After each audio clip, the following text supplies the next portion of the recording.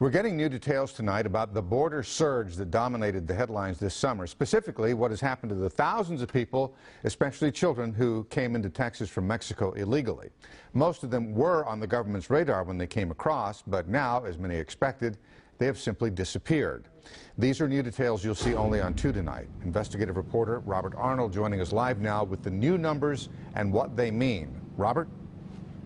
After 6 months of requesting this information, we have finally received a snapshot as to what's happening with the thousands of unaccompanied children and families caught illegally crossing our southern border over the summer and fall. What the information shows is there is a lot of work when it comes to moving these cases through immigration courts and when it comes to finding those who've disappeared.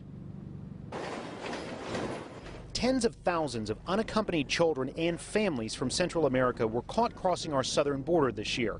After being caught, thousands of these individuals had to be released on their own recognizance because there wasn't enough detention space. All were ordered to appear before an immigration judge at a later date.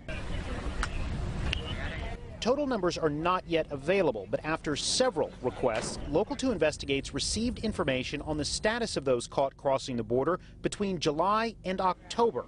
Of the more than 30,000 families and unaccompanied children caught crossing the border during this time, only 22% have received an immigration court decision as to whether they will be allowed to stay in the U.S. or deported.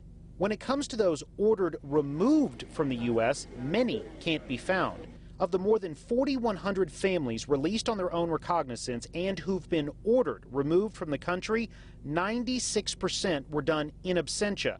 That means they didn't show up for court, and federal officials will have to find them. Of the more than 1,600 unaccompanied children ordered removed from the U.S., 92% were done in absentia.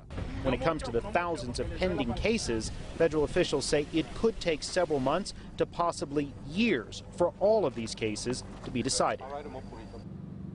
Now today, officials with the Department of Homeland Security reiterated all those caught illegally crossing the border after January 1st are a top priority, both in having their cases resolved in immigration court and in finding those who failed to show up for court.